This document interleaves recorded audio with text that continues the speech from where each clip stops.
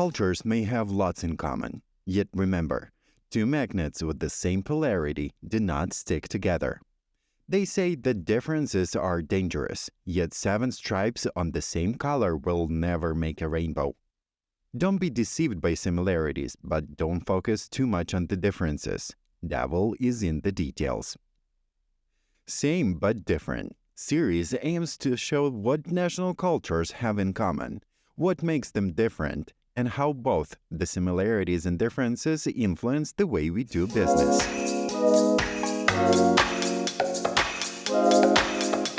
It seems like bragging and showing off aren't welcome in their society. Your involvement and loyalty could even be prioritized over benchmarks. It's all right, don't worry. We'll transfer it to the next sprint, no pressure. Time to market for the Americans, for example, has to be minimal. Can you imagine that they're still using SVN instead of Git on some of their projects nowadays? No wonder they are called the most sustainable region in the world. Don't rush with your fresh ideas to implement changes. I don't think trust could be given as a credit. This is where we can actually see similarities with the Americans. Then, one day, we got into the office to find out that our developer had no longer access to the project and tracking system, practically everything. Just assuming that taking actions without putting your product owner in the picture would be enough.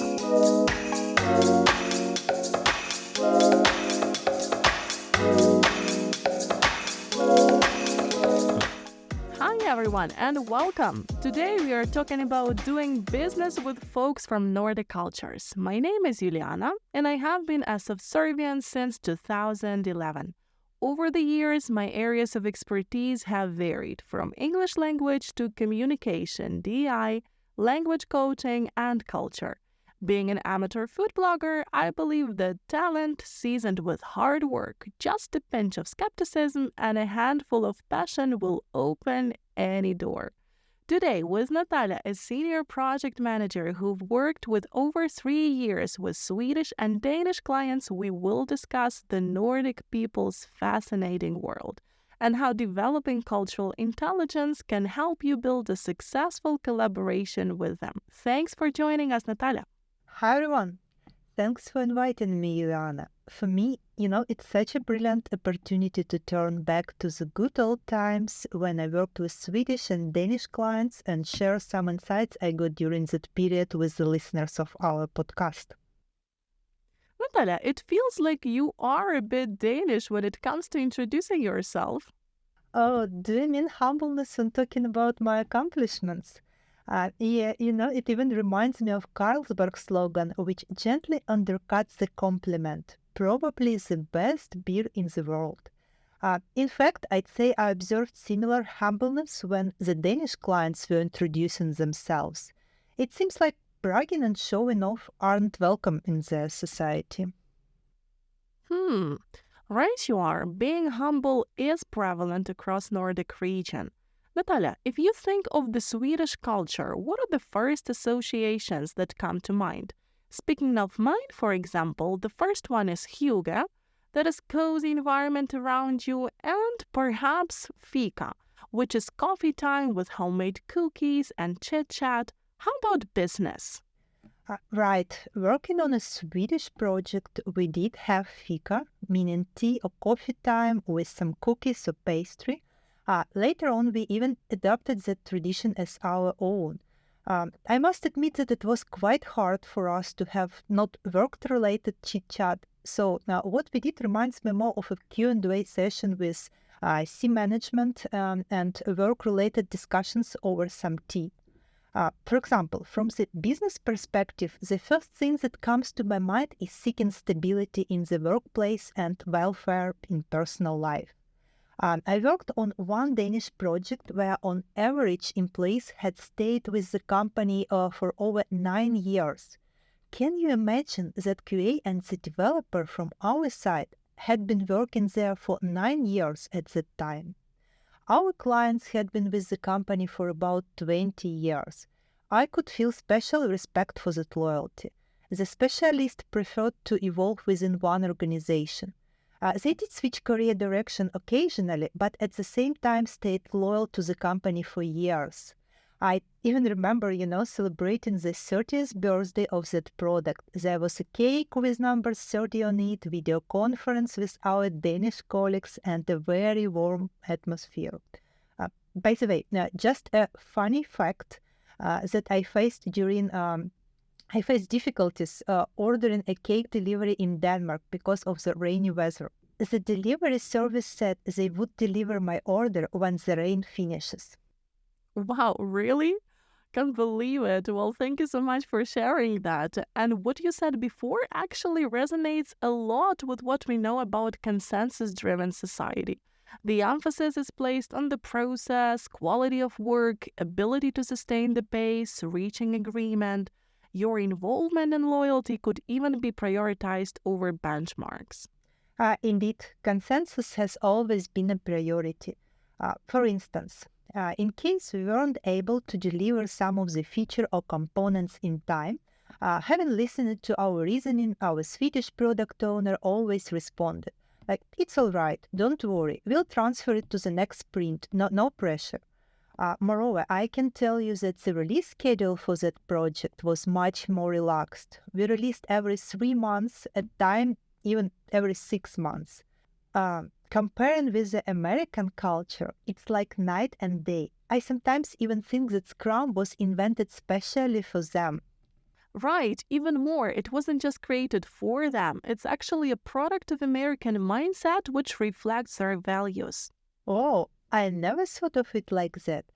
However, working with different cultures does stand out. Time to market for the Americans, for example, has to be minimal since business is competition-driven. I would even say that for them, the speed of production comes before the quality itself. The Swedish and the Danish, on the other hand, have something of a family-style business. They have loyal clients, people who have been with them for years, even decades, and they know that their product is already popular and in demand, and it will be purchased for sure. That's the reason why quality comes first for them. Right, US culture is well known for being focused on achievement, sometimes overachievement even, and competition. Quality of the product would often have less priority than the speed of delivery.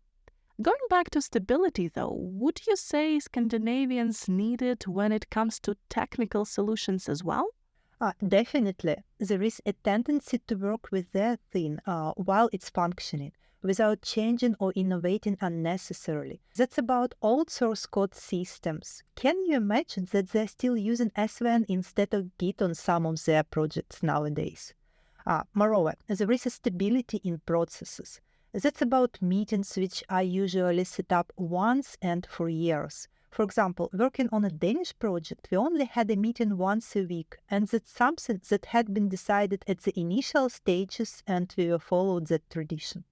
Once a week, you got a chance to talk, discuss, ask, then the team worked completely on their own for the rest of the week. I even may have a recommendation for our listeners. When you join the ongoing Danish project, try to be careful and curious. Ask questions. Why does it work this way? How was it built? And so on. Don't rush with your fresh ideas to implement changes before you consult with your Danish counterparts. Just keep in mind that sustainability of the solutions tend to be prioritized. No wonder they are called the most sustainable region in the world. They do take climate change seriously, tackle the issue of environmental footprint, and so on. Natalia, all the observations you are sharing make me think that you've managed to build trustful relationships with your Nordic clients. What helped you find the right approach? I don't think trust could be given as a credit, especially if you haven't worked with this client before and they don't know you.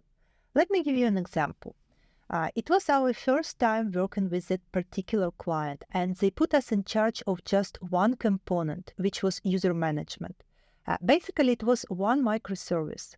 And only after we had established the trust by showing our commitment and the quality of performance, they let us in on more components. A year later, we were in charge of 30 of them. So, commitment and delivery is what matters when it comes to building trust.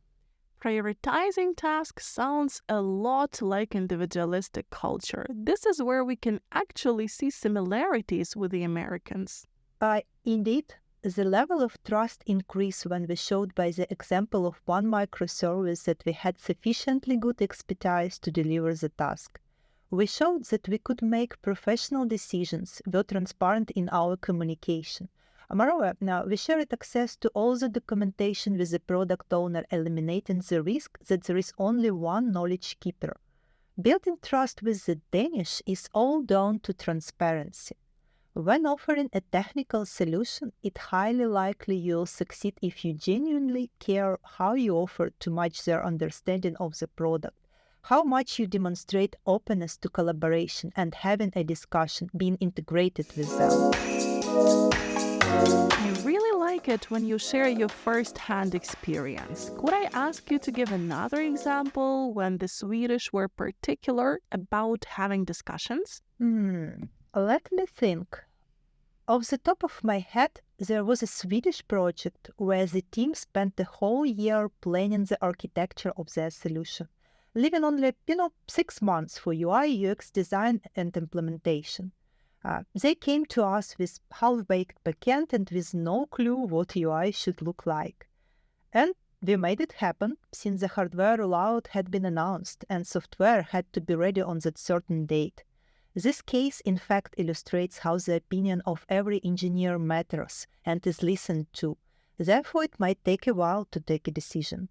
The expectation of implementation, on the other hand, is that it will be done quite fast. When you are saying that opinion of everyone matters, does it apply to feedback given as well? What I learned about feedback is that it has to be taken seriously. For instance, on one of my Swedish projects, as a project manager, I received feedback on one of our developers' performance, saying that he was not completely transparent, commenting on his English, which wasn't good enough for communication. Having received that message, my instinct was to start working it through with the team member gradually, step by step, since such skills need time to be improved. I have to admit that given the soft and polite manner of the feedback and the phrasing was, "We are missing this, we'd like that, we don't quite see enough of the following," I didn't assume it was a critical case and was dealing with it without any rush or sense of urgency. Then, one day, we got into the office to find out that our developer had no longer access to the project time tracking system, practically everything. In further correspondence, our Swedish client explained that social awareness and politeness in communication was critical and they didn't want to compromise. Wow. Thank you for this example. It just perfectly illustrates how individualistic cultures respect your right to take action without imposing their own agenda. With hindsight, what would you recommend to yourself? Well, that's a good question. I would say that even a seemingly slight inconvenience needs your attention as a project manager. What I mean, you need to return to your customer with a suggested list of action items. Keeping a plan in your head won't benefit anyone. You need to communicate it very clearly that you are committed to taking actionable steps. What a valid point you have made about the importance of communicating rather than just assuming that taking actions without putting your product owner in the picture would be enough. Communication is a key. As long as you communicate, any culture clash, minor or major, could be overcome. Thank you, Natalia. And what 3 things about working with Nordic clients would you leave our listeners with? Well, what comes to my mind immediately is this. First, listen to their feedback attentively and react actively, in some cases even proactively, even if it doesn't quite sound critical. Second, attempt to build a long-term and family-style relationship where you feel comfortable sharing. And finally, try to avoid cutting to the chase. Take your time to learn how the system works and then gradually introduce changes. At the end of the day, It will work for any project. However, you will feel at once how strongly this relates to Nordic cultures.